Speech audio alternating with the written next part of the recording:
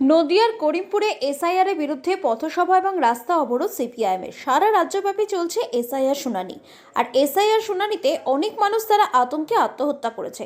সাম্প্রতিককালে করিমপুরেও একজন গলায় দড়ি দিয়ে আত্মহত্যা করেছে। তাই এসআইআর শুনানির নামে সাধারণ মানুষকে হয়রানি করছে নির্বাচন কমিশন। সিপিআইএম নেতৃত্ব জানান যে নির্বাচন কমিশন বিজেপির অঙ্গুলি হেলনে চলছে। সাধারণ মানুষ তাদেরকে শুনানির নামে হেনস্থা করা হচ্ছে। নদিয়ার করিমপুরে সিপিআইএমের পক্ষ থেকে প্রতিবাদ সভার আয়োজন করেছিল। প্রতিবাদ পথসভা করার পরে সিপিআইএম কর্মীরা করিমপুর নতুন বাস স্ট্যান্ডে পথ অবরোধ করে প্রায় 40 মিনিট ঘটনাস্থলে পৌঁছায়। করিমপুর থানার পুলিশ সিপিআইএম নেতৃত্বের সঙ্গে কথাবার্তায় অবরোধ তুলে নেয়। এই ঘটনায় করিমপুর টু বহরমপুর রাজ্য সড়কে বেশ কিছুক্ষণের জন্য অবরোধ হয়ে যায়। দালাল বিজেপি তৃণমূল হুঁশিয়ার, নির্বাচন কমিশনের দালাল বিজেপি তৃণমূল হুঁশিয়ার, নির্বাচন কমিশনের দালাল বিজেপিরা হুঁশিয়ার, প্রত্যেকটি সাধারণ মানুষকে অবিলম্বে স্বচ্ছ তালিকা থেকে মৃত ভোটার বাতিল করতে হবে।